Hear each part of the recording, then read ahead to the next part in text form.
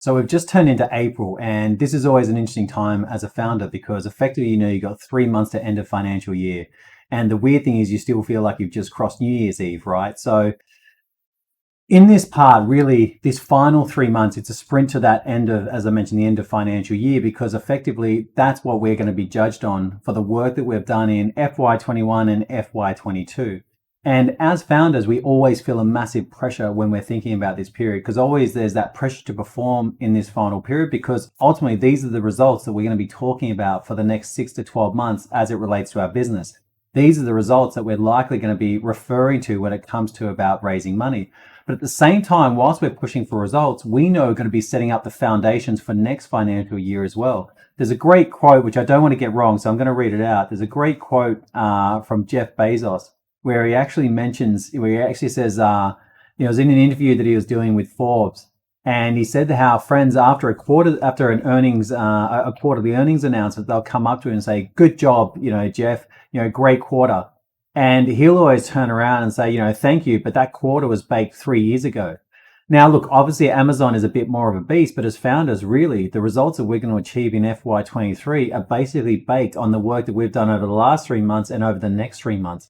And so whether that be the sales or revenue foundations we put in place, the demand generation foundations we put in place, or whether that be the capital that we have access to invest in our growth in FY23, those results are actually already being baked in today. So when you think about that, obviously that does give you a little bit of anxiety, because you're thinking, holy shit, what I do now is really already going to be impacting the results that I can produce in FY23. And that is accurate, and that are the foundation. But really, that's the exciting part about it. It's to know that you can start influencing what takes place over this next sort of 15 months. You can start making those decisions right now. So the question I have as we get into this final sort of 3 months is what can you be doing over these next 3 months that can set up the foundations for success for you in FY23?